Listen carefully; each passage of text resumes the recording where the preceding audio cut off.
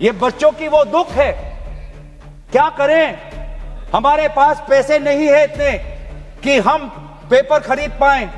30-30 लाख का पेपर हमें खरीदने के पास, हमारे पिताओं के पास इतने सामर्थ्य नहीं है।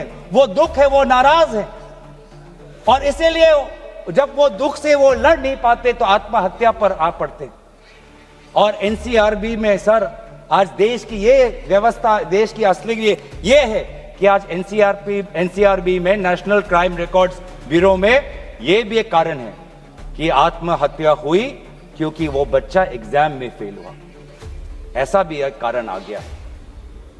बच्चों की आत्महत्या, छात्रों की आत्महत्या लगभग 1 लाख से ऊपर बढ़ चुकी है। 1 लाख से ऊपर, जिसमें से 2000 ने तो साफ साफ कहा है, 2400 ने साफ साफ कहा है कि मैं फेल हो गया और इसीलिए मैं सुसाइड ले रहा हूं।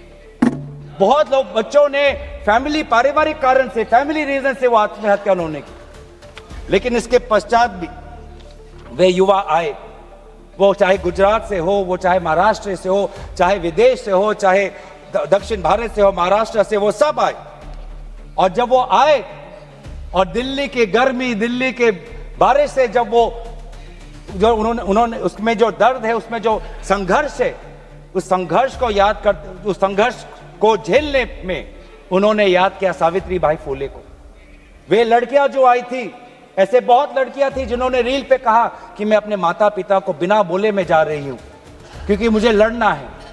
ऐसे भी लड़कियां थी जिन्होंने कहा कि मैं छात्र नहीं हूं, मैं काम करती हूं, लेकिन मैंने भी कुछ साल पहले नीट का परीक्षा दिया था, मैं पहले अटेम्प्ट में मेरा पेपर लीक हो गया।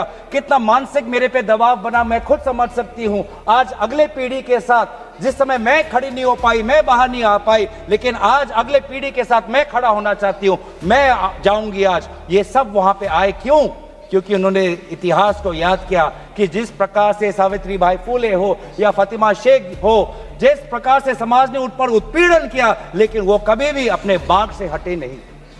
युवा लोग आए, एक लड़का था हरे शर्ट में, वो पुलिस को बोल रहा कि आ मार, मुझे मारो, मारो सर मारो। उसमें वो भगत सिंह का जज्बा हमें दिखाई दिया। हमेशा उसने हाथ नहीं उठाया, उसने खाली बोला कि मारो, क्योंकि ये थी लोगों की और युवाओं की ताकत कि अब वो डर उनसे चला गया, डर खत्म हो गया, डर गायब हो गया।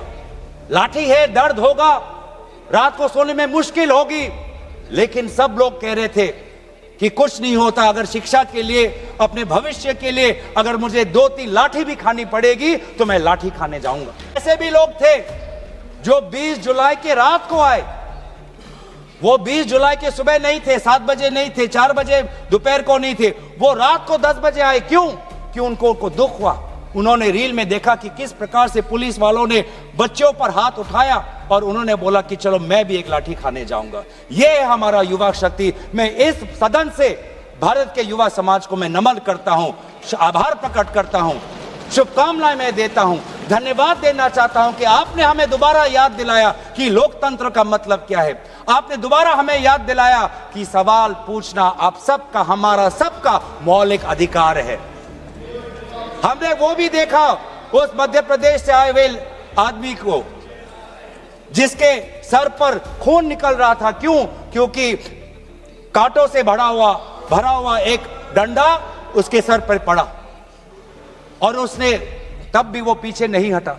खून से लथपथ उसका चेहरा, उस समय भी पुलिस को ललकार रहा था कि देखो ये लोकतंत्र है, लोकतंत्र में जनता जनार्दन है, जनता प्रजा राजा होता है।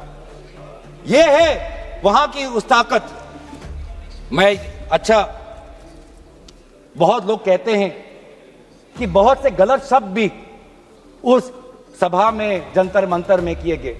मैं उन गलत शब्दों का, जो मर्यादा से बहुत दूर है, अमर्यादित है, उन शब्दों का समर्थन नहीं करता, लेकिन उन शब्दों के बारे में भी याद करना चाहिए जो बाकी बच्चों ने हमें याद दिलाया।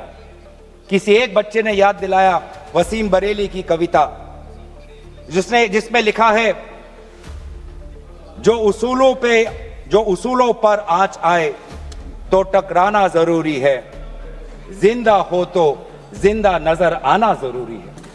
ये हैं बच्चे ये है वो बच्चे और जो अलग अलग प्रदेश से आए हैं। मैं धन्यवाद देना चाहता हूं कि इन्होंने अपनी इंसानियत दिखाई। हर वो बेटी जो वहां जाती थी वो कहती थी कि ये जंतर मंतर ये ऐसा एक जगह बन गया है जहां पर मैं अपने आप को सुरक्षित महसूस करती हूं। जब पुलिस की लाठी आती है तो कोई अनजाना व्यक्ति, कोई अनजाना उसके सामने आकर अपने शरीर से उस लड़की को बचाता है। डंडा उसके लड़के के शरीर पर पड़ता है। वो लड़का कहता है कि इस उंगली से मैंने पिछली बार कमल पर वोट डाला, आज इसी उंगली को कमल के पुलिस ने तोड़ डाला। ये है उनका साहस। आज समाज, मैं पूरे छात्र के साथ पूरे समाज को भी मैं धन्यवाद करना चाहता हूं। उस गुरुद्वारों को के संचालकों को मैं धन्यवाद करना चाहता हूं जिन्होंने अपना दरवाजा खोला, लोगों को वहां पे शरण दिया। ये है हमारी देश की खूबसूरती। मैं धन्यवाद देना चाहता हूं कि देश भर से लोगों ने फोन किया कि मैं वहां जा नहीं सकता, लेकिन स्विगी के द्वारा उन बच्चों को खाना तो पहुंचा सकता हूं। मैं धन्यवाद करना चाहता हूं उन वकीलों का, वो चाहे सुप्रीम कोर्ट के बाहर हो, चाहे वो जंतर मंतर पे आए हो, सब ने बोला कि लोकतंत्र के साथ संविधान के पक्ष में आज हम सब यहां पे खड़े हैं। लेकिन जहां पर हमने हमारी खूबसूरती देखी, जहां पे हमने इंसानियत देखा, जहां पर हमने लोकतंत्र की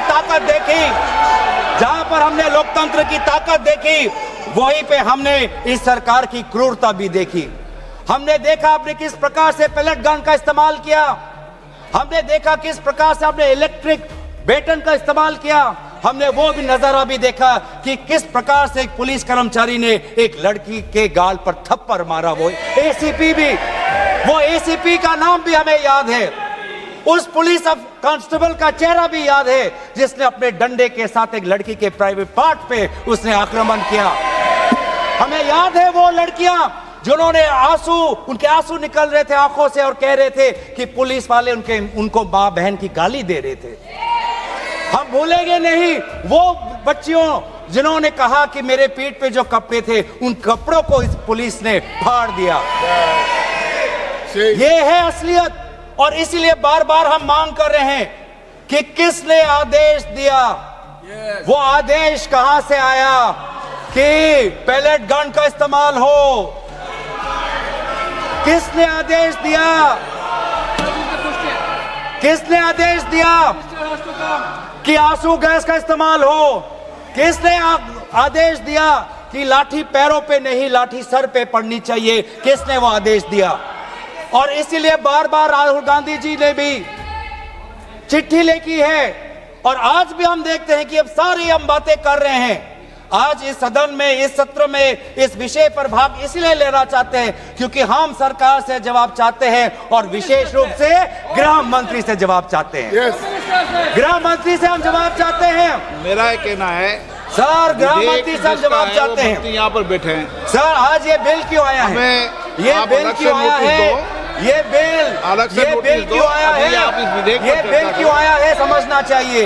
ये बिल इसलिए आया है कि गृह मंत्री के द्वारा भेजी हुई पुलिस लोगों के हौसले को कुचल नहीं पाई, इसीलिए ये बिल आया है।